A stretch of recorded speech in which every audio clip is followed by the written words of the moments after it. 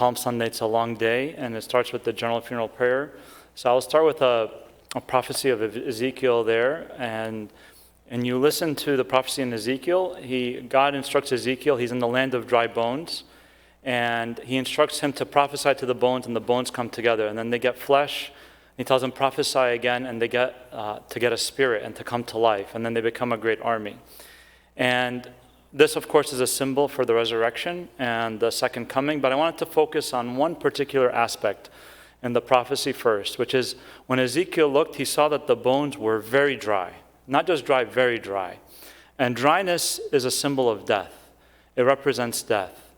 In the weeks preceding or leading up to Palm Sunday, the 3 weeks preceding, we see with the Samaritan woman, Christ tells her, I am the living water.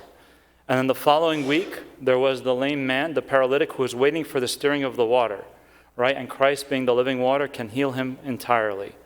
And then we see the blind man who had to be made well. Christ puts like the mud on his eyes, then he has to go wash with water, right, in the lake of Siloam, and he also gets the spiritual eye, and that's why we call it the Sunday of baptism, or Baptism Sunday in Arabic. So Christ is the living waters, and God provides us with life. Even if we are very dry, even if we are dead in sin, we can come back to life.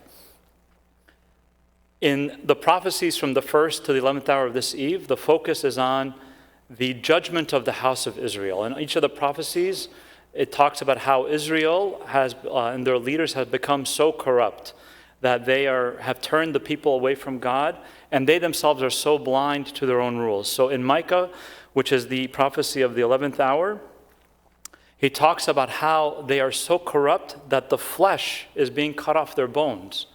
The exact opposite of what happened in Ezekiel, right? There we saw flesh coming to the bones. Here we see flesh being torn from the bones. So sin, death, corruption, it tears us apart. It tears us, and that is due to the greed and vices that the leaders of the house of Israel, of the Jews, had. It says in the prophecy, you have hated good and loved evil.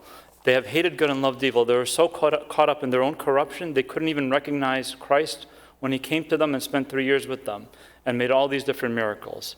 Now, in the Gospels of the 1st to the 11th hour, they all also share something in common, which is Christ tells his disciples, he foretells what is about to happen to him, what is going to happen with his suffering and death and resurrection, in some ways almost like to strengthen their faith so that when these events happen, they can recall that he had told them these things.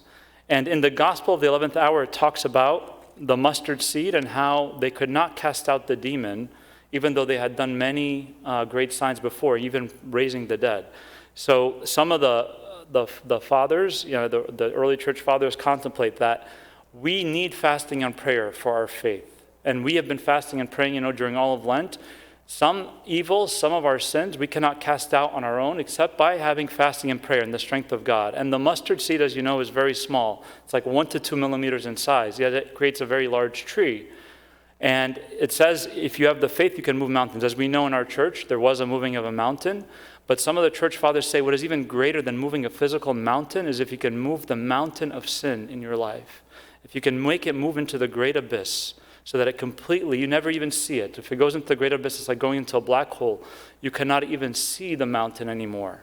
So if you can cast away the sin through fasting and prayer, you will be on the way to see the resurrection. May you have a blessed week.